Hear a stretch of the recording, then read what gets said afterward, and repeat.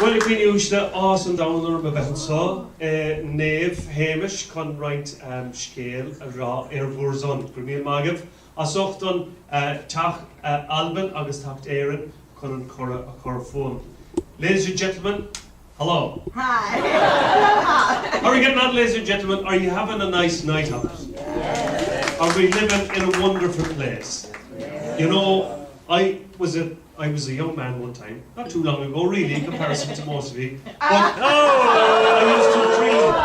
I used to dream at night of living in a place where there was sun always, and I thought I'd have to get a house, you know, in Spain, Julie, and another house in California, and a house in New Zealand, and then maybe a house on the Sahara to follow the sun around. But then one house in San Diego does the trick, right? I'm living up in Scripps Ranch. Up in the burbs, man. And living the dream. It's just wonderful to be here in San Diego. We're here over 10 years now, and I'm working on my electrocution lessons to get my vowel sounds right. But with that, it's a great, beautiful event here that you can get a good cup of tea. And give a big round of applause to Shanti down the back, ladies and gentlemen. This is tea all the way from Cork. Now, I have trouble explaining to people where I'm from because they can't hear all of the sounds that I'm putting into it. But the top of a bottle, Cork. It's the southern county in Ireland. We're the Texas of Ireland. We're the biggest county. We were a People's Republic of Cork for 6 months. We even had our own currency in 22 and 23. And we just struck oil. How about that? We have our own southern drawl, and we don't give a sugar about the rest of the country.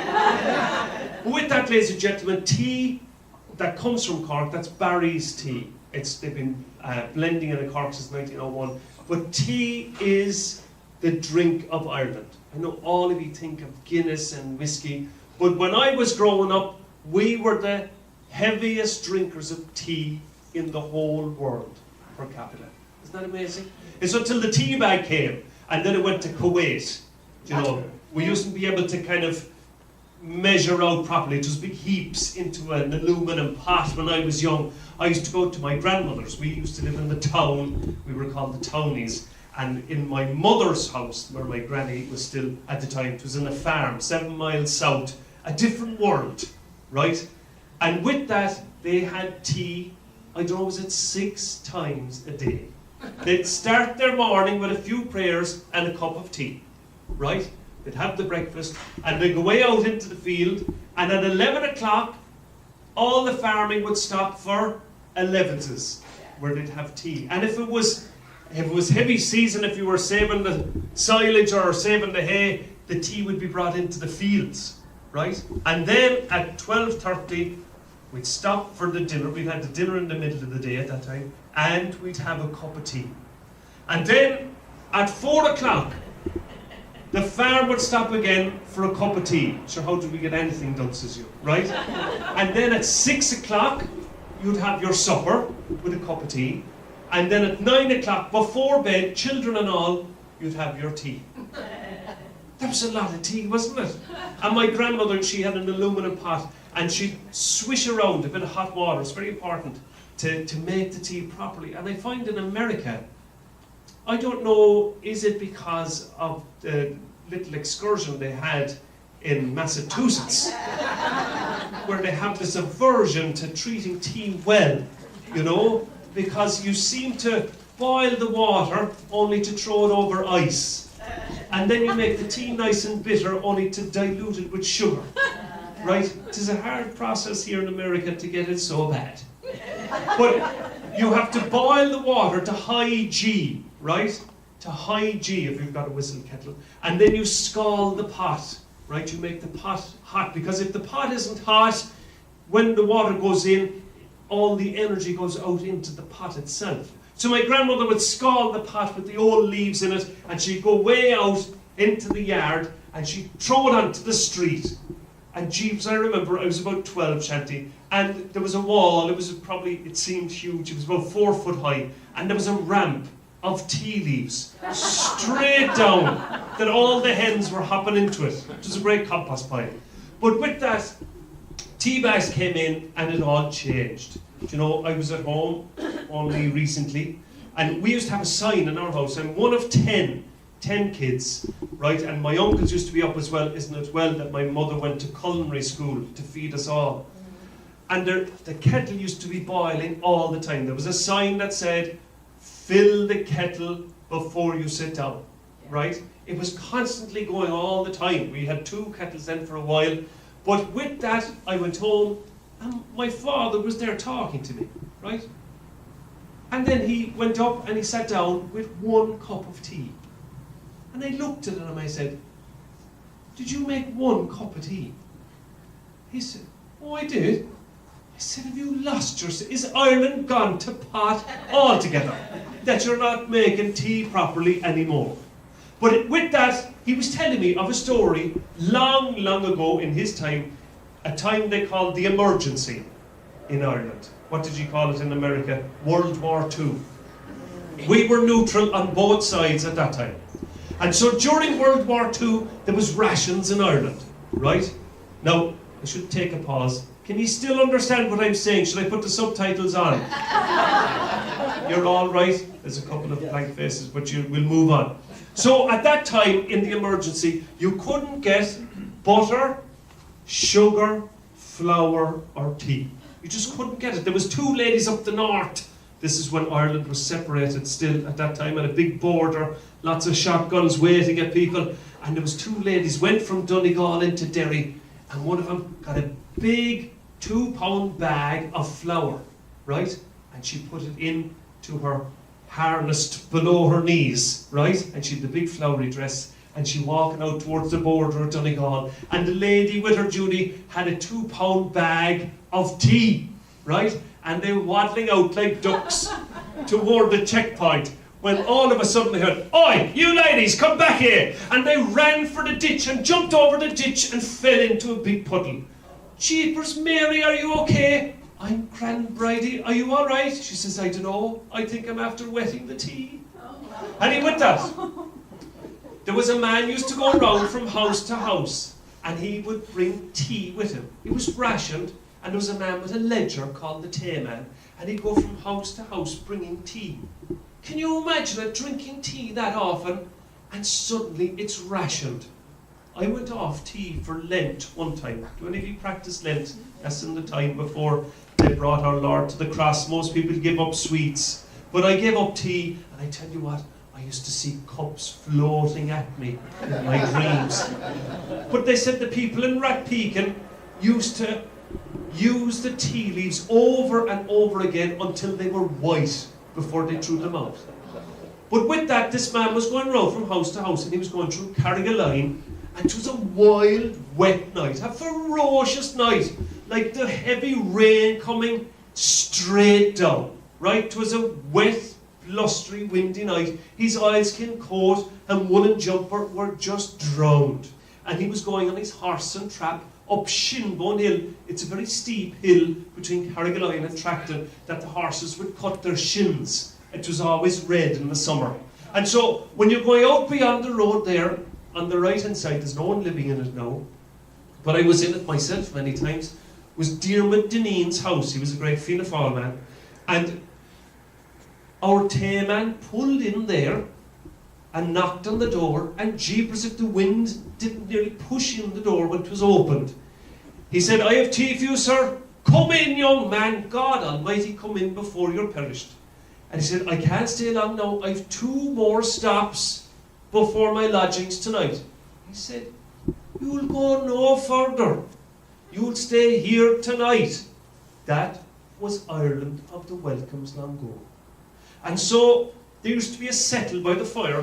Do you know, in the John Wayne movie, what was it called, The Quiet Man? There was a little kind of bench that would fold out into a bed, and sometimes if it was a high fluting, but it would fall out into a bed. Otherwise you'd pick it up, and there would be a fresh set of clothes for the travelling man. And now, it mightn't be clean, but it was dry, right? And when the tea man took off his wet clothes and put on the fresh set, he felt like $1 million.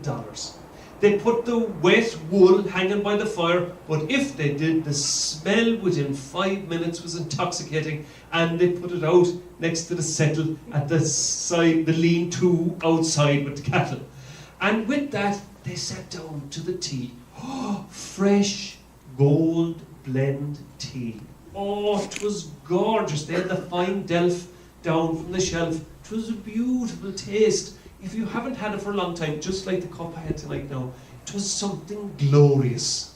And as the two men were sitting at the table conversing about the troubles of the world, the young wife took out the bastable cake. Do you know what that is, Marilyn?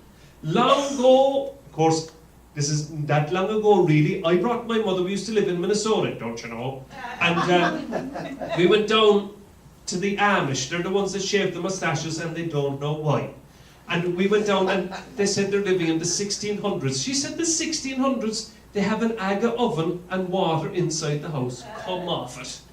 She grew up with a big open fire, right? With a big arm, the crane they called it, that you'd hang the pot in and the arm would go over the fire, big turf fire, and then the only way of baking at that time was a bastable cake. It was an iron pot, they call it a spider pot in the south, is that what they call it, with little leggings on it, and they put a top on it, shove it into the fire and get the grease of the real hot turf at the front and put that on top of it. And that was your only way of baking.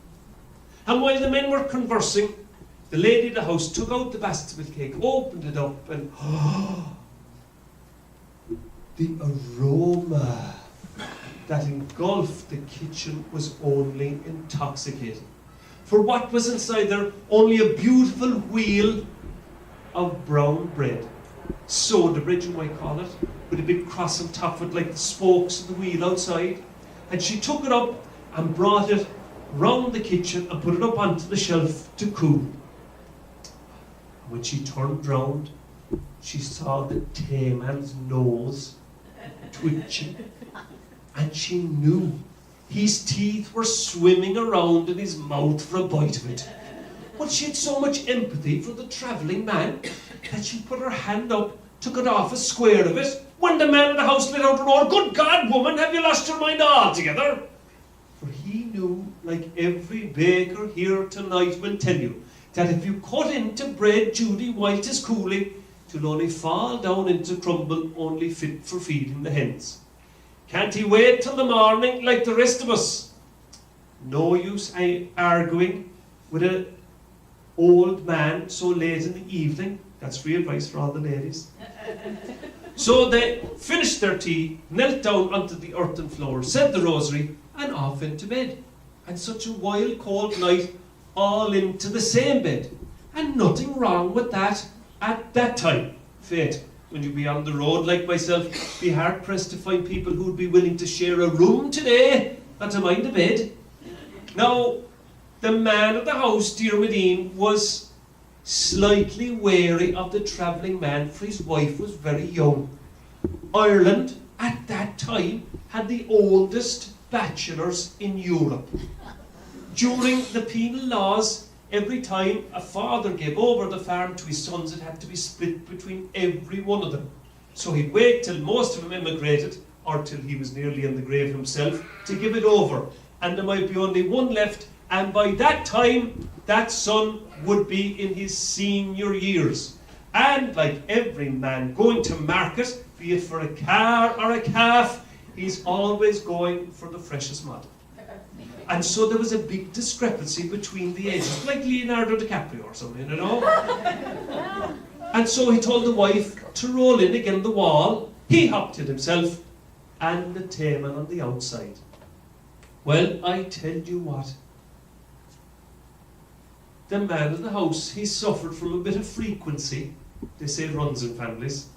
And he had to alleviate the pressure of his bladder in the middle of the night. And he wasn't going to use the ponny under the bed in front of the travelling man. He was going to go out to the long drop outside. And that was bad enough. But so jealous he was of the Tayman, Annie, that he wanted to bring the wife with him. And she had no need to go, she had no want to go, and she had no occasion to go. Well, she had to go out with him, and she frozen in her nightgown into the bed again with him, and with that, half an hour later, only he was rustling again. Out of the bed with her, well, she be roaring like the wind outside at him. Is there nothing you can do on your own? Do I have to hold your hand for everything in life? Well, back into bed they were, and just when the warmth was creeping over the woman of the house, he began to stir again. Well, so jealous he was at the time, and she wasn't going. So what did he do? Only he picked up the cradle at the end of the bed with the young baby inside it, and placed it into the bed between the wife and the tayman. And then back into the bed, picked out the cradle, and there wasn't a wink of sleep for anyone. But with that, the wind blew. 'Twas as loud as the airplanes that'd be going over here above us every 10 minutes. And the house began to shake, for the tide must have turned. And as the tide turns at that part of the world, it's only 5 miles from the ocean he was, the wind really lifts everything before it. And he could hear the caboose outside the lean-to with the animals in it and the woolen jumper. It was starting to give way, and it was going to fall down on top of them. Now, they say when you get one pain, you forget all about the last. It is like if you cut your thumb, you forget about your toothache. The man in the house jumped out of bed, ran to tie down the caboose outside, forgetting all about the wife and the tayman. And there, in the darkness of the night, the wife turns to the tayman and says, "Now's your chance." So he got up and ate the bread.